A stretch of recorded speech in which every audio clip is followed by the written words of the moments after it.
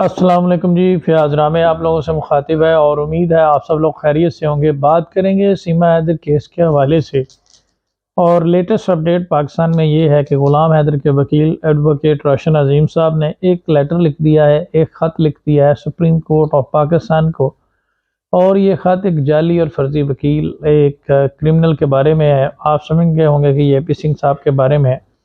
उस ख़त के हवाले से, उस लेटर के हवाले से बात करेंगे। जैसा कि आप जानते हैं कि मैं आपको इस वीडियो में इंशाल्लाह बताऊंगा कि ये ख़त किस सिलसिले में है। जैसा कि आप जानते हैं कि पिछले दिनों ए पी सिंह साहब ने एक दावा किया था कि वो बहुत जल्द पाकिस्तान आएंगे और पाकिस्तान में वो पाकिस्तान विज़िट करेंगे।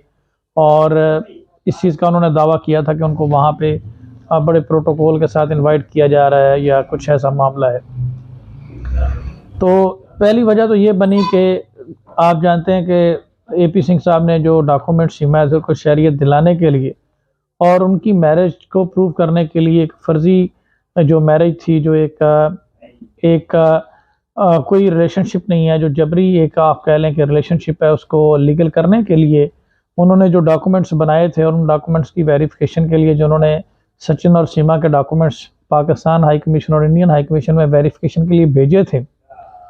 आप जानते हैं कि उनके ऊपर प्रोसेस रोक दिया गया था रोशन अज़ीम साहब और ग़ुलाम हैदर के फ़ॉरेन ऑफिस के विज़िट के बाद, क्योंकि तमाम तरह हक़ाइक़ उनके सामने रख दिए गए थे। तो एक तो वजह ये बनी कि ए पी सिंह साहब खुद जाकर ये डॉक्यूमेंट्स जो हैं वो क्लियर करवाना चाहते थे ताकि भारत में उनका काम आगे बढ़ सके और जो एक फुल स्टॉप लग गया वो उसके ऊपर आगे बढ़ सकें। सेकेंडली उन्होंने ये एक शुशा छोड़ दिया कि उनको इनवाइट किया गया, ऐसा बिल्कुल भी नहीं है। और इस चीज़ की तस्दीक के लिए रोशन अज़ीम साहब ने सुप्रीम कोर्ट ऑफ पाकिस्तान को एक लेटर लिखा है कि सबसे पहले तो इसकी इन्फॉर्मेशन प्रोवाइड की जाए कि ऐसा कोई मामला है या नहीं। अगर डेलीगेशन प्रोवाइड किया गया, ऐसे किसी शख्स को बुलाया गया है, इनवाइट किया गया है, तो बिल्कुल उससे पहले उसके किरदार के बारे में उसके हक़ाइक़ जान लें कि ये किस तरह का शख्स है और किस तरह के मुकदमात में ये इन्वॉल्व है और किस तरह के मुजरिमान को, किस तरह के मुल्ज़मान को ये शेल्टर प्रोवाइड करता है और इसका किरदार क्या है। साथ ही साथ भारत में बहुत सारे लोगों का ये कहना था कि कोई अपडेट नहीं हो रहे। तो ये तो पाकिस्तान के हवाले से मैंने आपको बताया कि पाकिस्तान में इंशाल्लाह इस लेटर के बाद अब वो सारी इन्फॉर्मेशन ओपन होंगी। क्या ऐसी कोई बात है या ये भी है किसी ए पी सिंह साहब ने झूठ ही बोला है। दावे के साथ कहा जा सकता है कि ये झूठ बोला है, लेकिन इस चीज़ को भी प्रूव हो जाएगा ये भी, जैसे ही ये अभी जो चिट्ठी या लेटर जो रोशन अज़ीम साहब ने लिखा है उसका रिस्पॉन्स आएगा। साथ ही साथ बहुत सारे लोग ये पूछते रहते हैं कि जो विज़िट किया था ग़ुलाम हैदर ने और रोशन अज़ीम साहब ने, उस हवाले से क्या अपडेट है।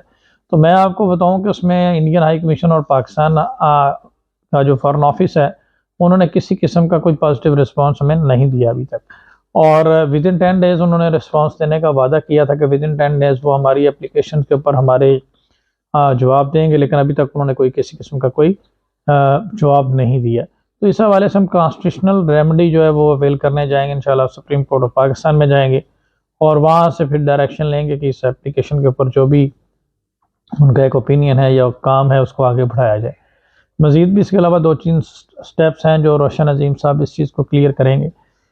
इसके अलावा जो मामला है भारत के हवाले से, हम भारत की बार काउंसिल के साथ और बहुत सारे जो सीनियर लोग हैं जैसे आस्तामा है, एमन रिजवी साहिबा, उनका रब्ता हुआ है, रोशन अज़ीम साहब से मुसलसल कॉन्टैक्ट में है।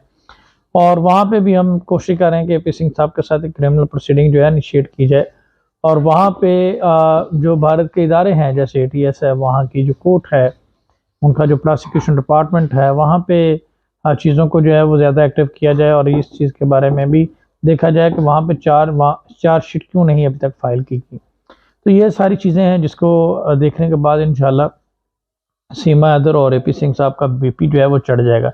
इसके अलावा बहुत सारी चीज़ें और भी हैं, जैसा कि आप देख रहे हैं कि मुसलसल सीमा हैदर का बड़ा बैड बिहेवियर भी सामने आ रहा है और बहुत सारी चीज़ें सामने आ रही हैं कि वो बड़ी इंतहाई नाज़ेबा ज़ुबान भी इस्तेमाल कर रही है। उस हवाले से भी लोगों का कहना है कि आप इस बारे में क्या कहेंगे। तो उसमें मैं यही कहूँगा कि देखें, ये सिर्फ हमें प्रोवोकेट करने के लिए या हमारा मौक़िफ़ लेने के लिए ये कोशिश कर रही है और यही वजह है कि ये लोग परेशान हैं।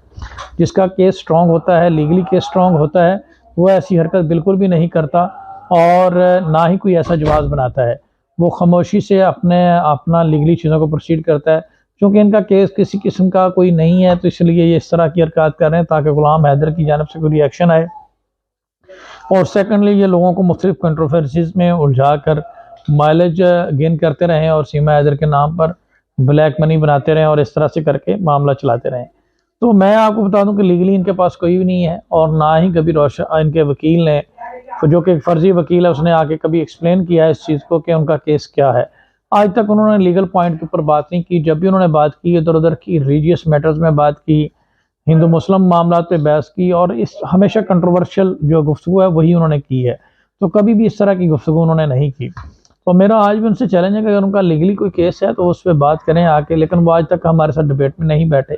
यही वजह है कि वो इस तरह की जितनी भी हरकत सीमा हैदर की जानब से होती हैं, इस तरह का ज़ुबान का जो इस्तेमाल होता है सीमा हैदर की जानब से, वो यही वजह है कि वो उनकी डायरेक्शन पे होता है, उनकी इंस्ट्रक्शन पे होता है। तो मैं सीमा हैदर को यही बताऊंगा कि रिसेंटली हमारे एक भाई हैं शाहिद हुसैन, उन्होंने बताया था कि भारत में एक दफ़ा एक कुत्ते को जो आधार कार्ड जारी कर दिया गया। तो ये सीमा हैदर बात जहन में रखे कि सीमा हैदर की भारत में हैसियत एक कुत्ते जैसी भी नहीं है। उसकी वजह यह है कि कुत्ते को तो आधार कार्ड जारी हो गया था, इससे नहीं होगा। और ये अपने आप को अगर कुत्ता भी बना लेगी तो तब भी ये नहीं होगा, और ये अपने आप को बना भी चुकी है। और ये तमाम तर इसने जो मराहल हैं वो आप देखें कि मुख्तलिफ किस्म के सालगिरह के केक, मुख्तलिफ रिलीजियस त्यौहार को मनाना, हर तरह का ढोंग ये ड्रामाबाजी करके देख चुकी है और फिर झाड़ू तक फेर के देख चुकी है और अभी तक इसको नेशनैलिटी नहीं मिली। और यही इनकी फ्रस्ट्रेशन है, यही इनकी बेचैनी है। और जिसको आप जितने भी लोग इस केस के साथ जुड़े हुए इस चीज़ को एंजॉय करें। और मैं पर्सनली भी इस चीज़ को बहुत ज़्यादा कर रहा हूँ कि देखें, इनका मानना यह था कि शायद गुलाम हैदर कभी सऊदी अरब से वापस नहीं आएगा, और जब वो सऊदी अरब से वापस आया तो उसकी जॉब वगैरह चलेगी तो वो बिल्कुल ज़ीरो हो जाएगा और आगे कैरी ऑन नहीं कर पाएगा। लेकिन अभी तक वो अपना केस और ये सारी चीज़ें बहुत अच्छे तरीके से कैरी ऑन कर रहा है।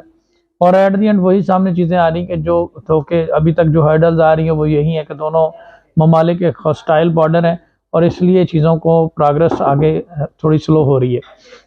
लेकिन आने वाले वक्त में आप देखेंगे कि एट दी एंड इन्हें वो डिपोर्ट करना ही पड़ेगा। तो हम यही कहेंगे अभी भी कि आप भारत की तमाम बार काउंसिल से ये मुतालबा कर देंगे, एक तो ये जो शख्स पूरी लॉयर्स कम्युनिटी को बदनाम कर रहा है इसके अगेंस्ट एक्शन लें, और सेकेंडली सीमा हैदर के पास कोई ऐसा जवाब नहीं है और ये आपके पूरे मुल्क की बदनामी है, और इसको फिल फॉर रिपोर्ट करें और कानून की जो लीगली जो बनता है वो करें। आप सब लोगों का बहुत शुक्रिया, अपना ख्याल रखिएगा, दुआओं में याद रखिएगा।